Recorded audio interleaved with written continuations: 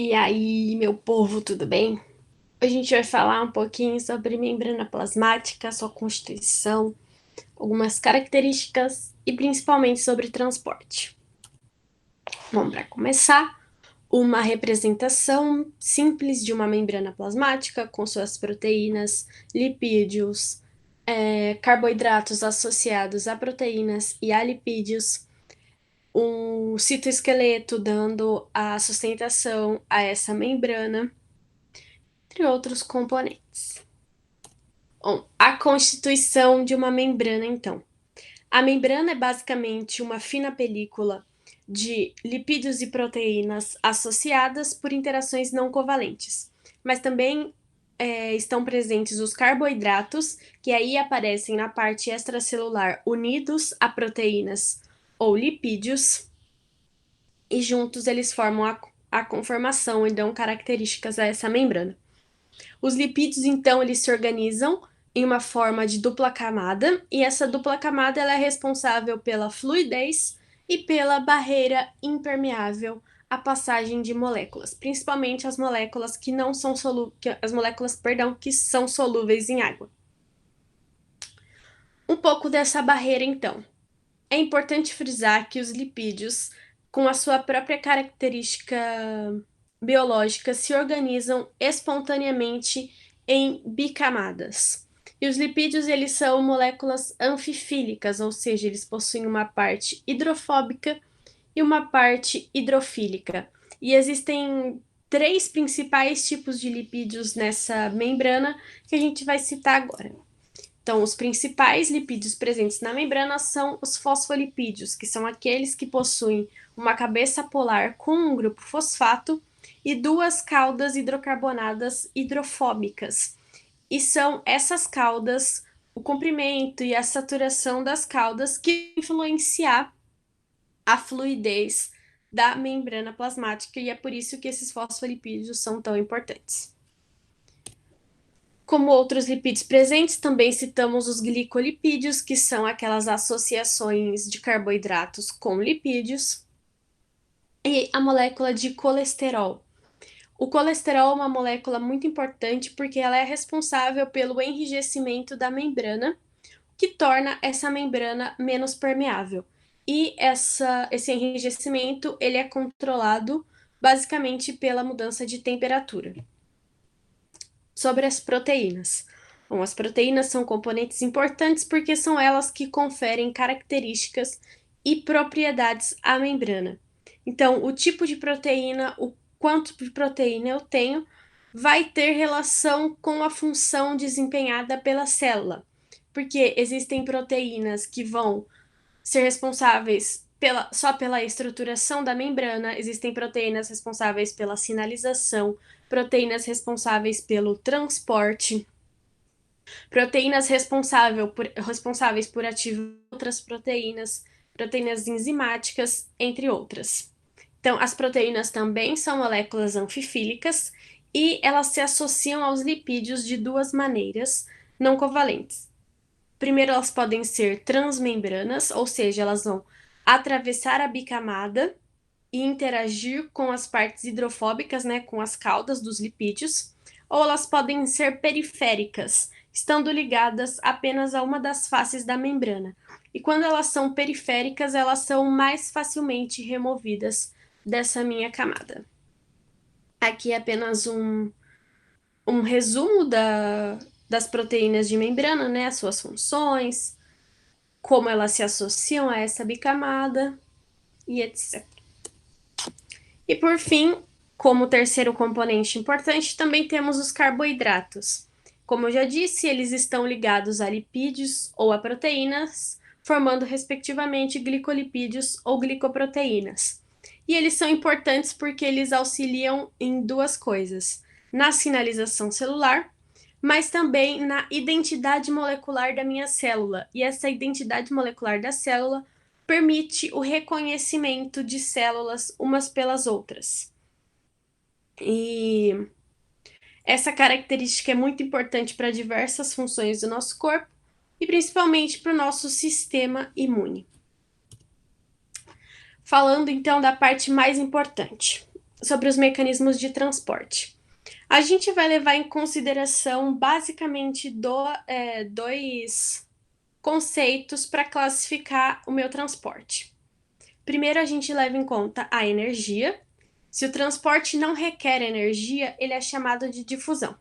Agora, se o transporte requer energia, ele é dividido em dois processos: em transporte ativo, que é de transporte de pequenas moléculas, e em transporte de macromoléculas ou transporte em quantidade, que é o chamado processo de endocitose. Como segundo critério, então, além da energia, a gente vai usar o componente físico presente na membrana necessário para que o transporte ocorra. Então, um transporte ele pode ocorrer apenas pela presença da membrana, como é o caso da difusão simples. Ele pode ocorrer com a mediação por meio de uma proteína da membrana, que é o caso da difusão facilitada de transporte ativo, ou ele também pode ocorrer pela mudança conformacional da minha membrana, que é o caso do processo de endocitose. Agora, descrevendo um pouco sobre cada tipo de transporte, né? O transporte passivo, perdão, é chamado de difusão. E difusão é basicamente a passagem de moléculas de uma área de maior concentração para sua área de menor concentração. Então, como essa passagem ela é determinada por diferenças de concentração, quando essa diferença acaba, a difusão é interrompida. A difusão, então, ela é dividida em duas: a chamada difusão simples, que é aquela difusão que ocorre quando a substância simplesmente atravessa a bicamada de forma direta. Isso vai ocorrer com gases como CO2, O2, e também com hormônios esteroides, hormônios solúveis em lipídios.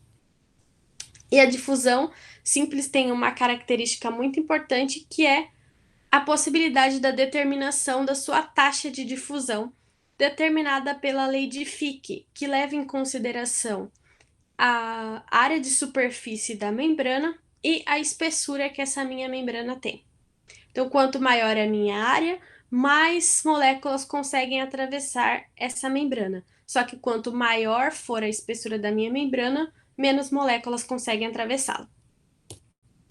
Já a difusão facilitada é aquela difusão em que não há o uso de energia, só que essa difusão ela é marcada pela presença de proteínas. Então, existem proteínas que vão transportar a substância de um lado para outro a favor do seu gradiente de concentração. E essas proteínas elas são basicamente divididas em duas, em proteínas carreadoras e proteínas de canal. As proteínas carreadoras, elas são também responsáveis pelo transporte ativo. Então, todas as características que eu disser aqui em relação a essas proteínas também vale para o transporte ativo. Para começar, essas proteínas elas são específicas para cada tipo de substrato. Além disso, essas proteínas, elas são chamadas proteínas com duas portas, são canais de duas portas. Por quê? Quando o meu substrato específico chega a uma das faces dessa proteína, ele se liga a ela e ocorre a abertura de um portão. Abrindo esse portão, esse meu substrato vai atravessar esse canal até chegar à face oposta dessa proteína. E quando chega à face oposta dessa proteína, outro portão, digamos assim, é aberto para que essa molécula entre para o outro meio, considerando que vá do meio extra para o meio intra, ela entre no meio intracelular. E essa formação aí com duas portas faz com que esse transporte por proteínas carreadoras seja mais lento. Além disso, esse transporte ele tem três características muito importantes. Como já tínhamos dito, os carreadores eles são específicos para as moléculas que transportam. Então aqui eu coloquei o exemplo, o transportador GLUT. Existem diversos tipos de transportador GLUT para as hexoses. Só que cada GLUT é responsável por transportar uma hexose. Por exemplo, o GLUT4 é o responsável pelo transporte da molécula de glicose. A segunda característica, que está intimamente relacionada com a primeira, é a competição. Como cada transportador GLUT, por exemplo, apresenta uma afinidade de ligação por uma hexose, qualquer molécula que não seja essa hexose específica, ela vai competir com essa hexose e vai bloquear o transporte da específica. Então, aqui, por exemplo, a gente tem o GLUT4, que transportaria a glicose, sendo ocupado pela maltose, e isso impede que a glicose seja transportada para o meio intracelular. E a terceira propriedade das carreadoras é a saturação. E saturação é quando o carregador transporta o substrato na quantidade máxima. Vejamos aqui nesse gráfico verde que a saturação, além de ser influenciada por quanto de substrato eu tenho para ser carregado e pelo número de moléculas de transporte disponíveis, ele também é influenciado pela inibição competitiva. Então, toda vez que eu tiver uma molécula que compete pelo sítio desse meu transportador, eu tenho a diminuição do grau de saturação e também tenho a diminuição, logicamente, do transporte da substância que seria a substância específica a esse transportador. E o segundo tipo de proteína transportadora é a proteína de canal, os canais proteicos, que são os canais que transportam íons. E esse transporte de íons, ele é um pouco menos específico do que o carregador, porque o canal ele pode transportar um íon ou íons similares a eles. E o que determina quais íons esse canal vai poder transportar é o diâmetro desse meu canal e também os aminoácidos que o compõem. Esses canais, então, eles podem ser divididos em dois: canais abertos, que permitem a passagem sem restrição desses íons, e canais fechados, que podem estar em três estados: fechado, aberto ou inativo.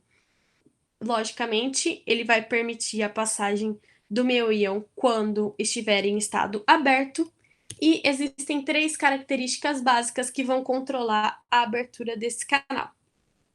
Primeiro, quando eu recebo um sinal de uma molécula intracelular ou de uma molécula extracelular, para que esse canal abra e o íon possa provocar alguma resposta na minha célula. Quando eu tenho a modificação do estado elétrico da célula e quando eu tenho uma mudança física, uma mudança conformacional na minha célula. Agora, indo para o transporte ativo, esse transporte ele também é realizado com proteínas carreadoras, como eu falei anteriormente, só que é um transporte que necessita da energia proveniente do ATP. E o transporte ativo, ele vai levar moléculas da sua área de menor concentração para a área de maior concentração. E isso é responsável por provocar um estado de desequilíbrio no meu meio, porque eu pronuncio as diferenças de concentração. E entre os carreadores participantes do transporte ativo, eu tenho três tipos. Eu tenho as proteínas uniporte, que são aquelas que carregam apenas uma substância em uma direção. Eu tenho as proteínas do tipo simporte, que são proteínas que vão carregar mais que uma substância ao mesmo tempo, só que vão carregar essas substâncias para o mesmo lado, no mesmo sentido. Aqui a gente vê o cotransporte de sódio e de glicose, que ambas as moléculas são carregadas do meio extracelular para o meio intracelular ao mesmo tempo. E temos a proteína antiporte, que é a responsável por carregar também duas substâncias ao mesmo tempo, só que essas substâncias elas são carregadas para o lado oposto. Aqui, como exemplo, a gente tem a bomba de sódio e potássio, em que essa proteína transporta esses dois íons ao mesmo tempo para lados opostos, com o uso de energia. Por fim, para encerrar, nós temos o transporte em quantidade, então, que é um tipo de transporte que também faz o uso de energia, mas vai transportar macromoléculas e por meio de alterações morfológicas na superfície celular.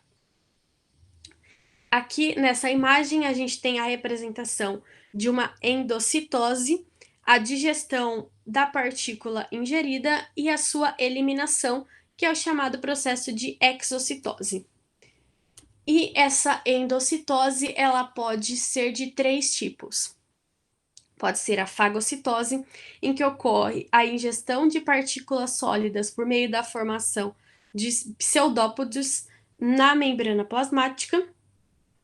Pode ser por meio da pinocitose, em que uma substância, principalmente substâncias líquidas, são ingeridas através da invaginação da membrana, com a formação de uma vesícula.